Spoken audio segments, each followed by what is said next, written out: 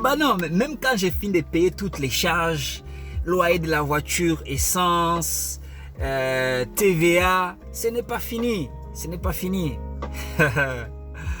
Salut à toi, j'espère que tu vas bien.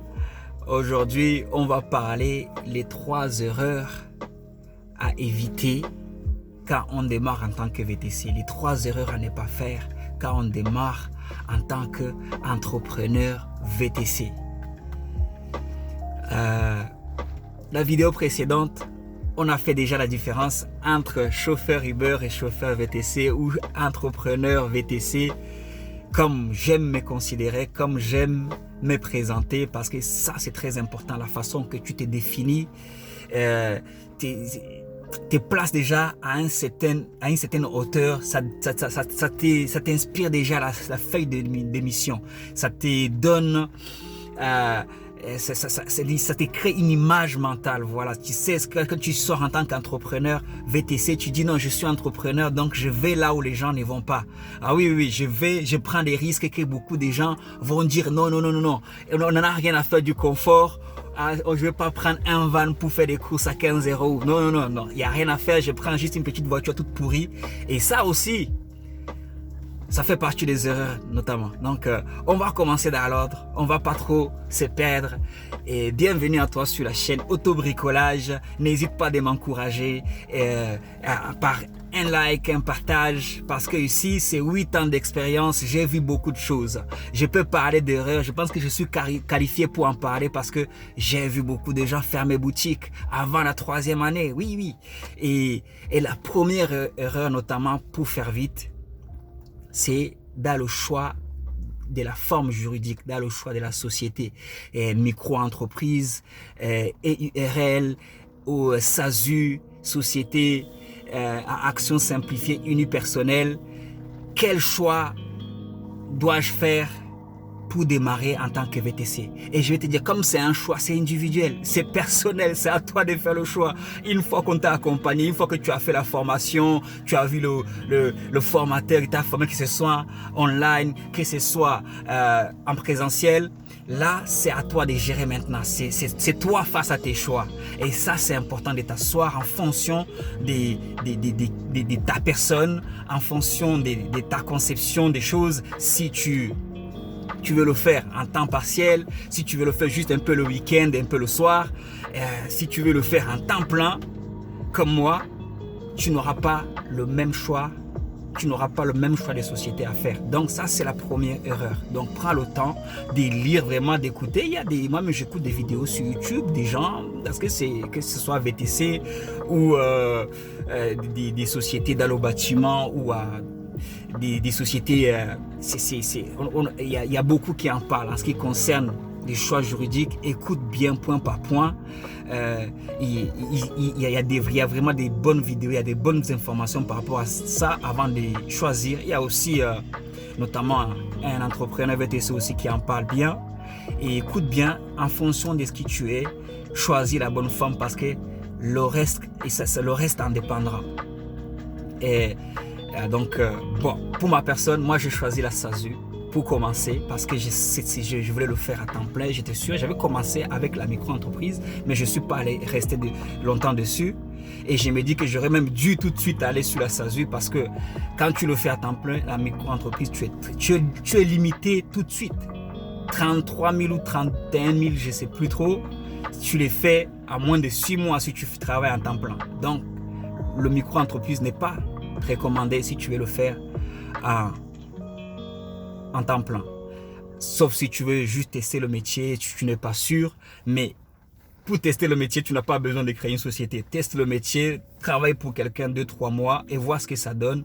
Donc, fais-toi une image, fais-toi une idée du métier avant de choisir maintenant de te lancer. Ça te permettra aussi de mettre un peu d'argent de côté. Anyways, je me suis un peu attardé sur le premier point parce que c'est un premier point, c'est l'entrée du métier au fait, c'est l'entrée c'est vraiment à ce niveau vraiment qu'il faut prendre beaucoup de temps pour réfléchir.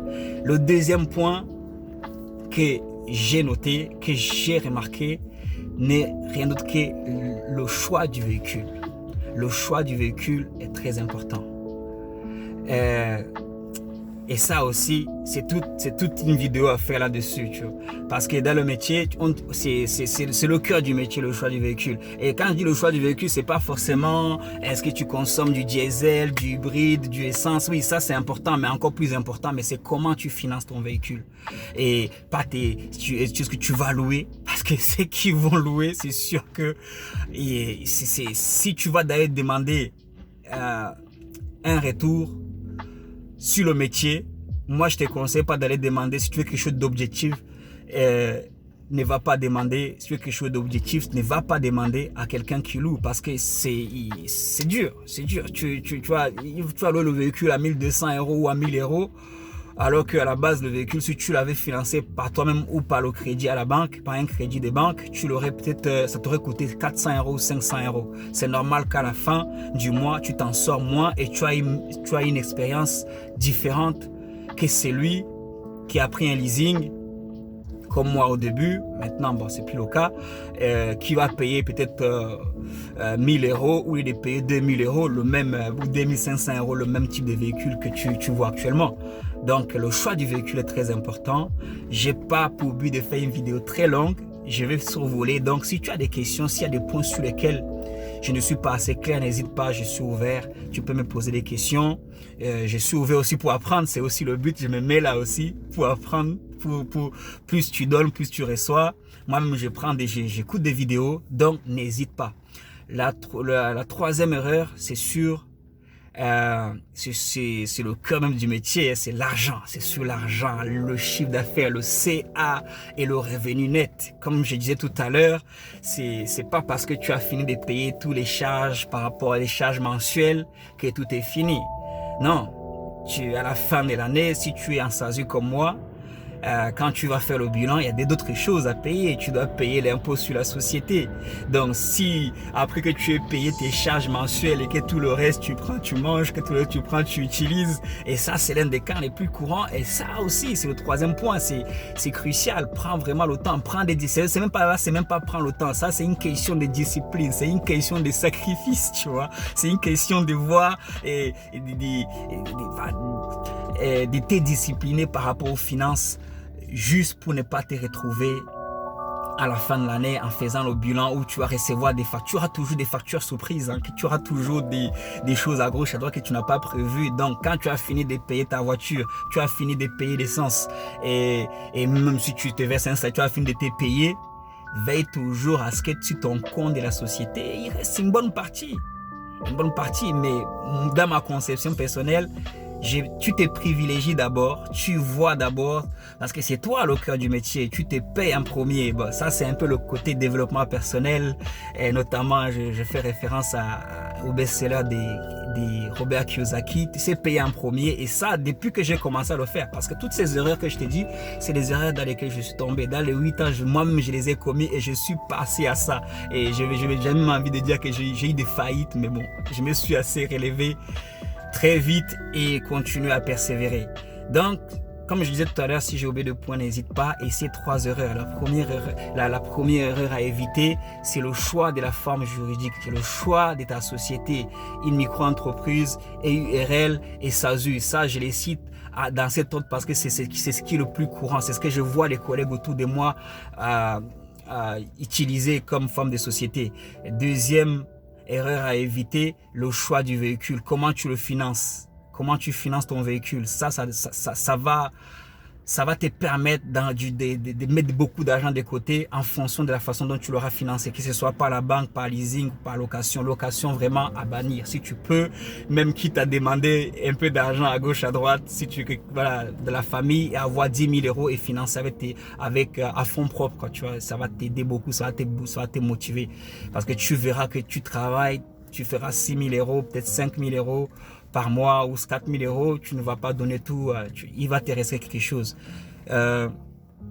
Troisième erreur, au niveau des finances, là vraiment, il faut vraiment bien se discipliner. Non, il faut vraiment bien se discipliner et avoir la politique de la fourmi, quoi, bien vraiment mettre de côté. Bah, si ça t'a aidé, n'hésite pas de laisser un like, d'encourager, de donner un commentaire, de partager à quelqu'un dont le métier peut intéresser ou dont tu sais que le métier intéresse concrètement. Sur ce, je te dis peace, à très vite. Bye bye.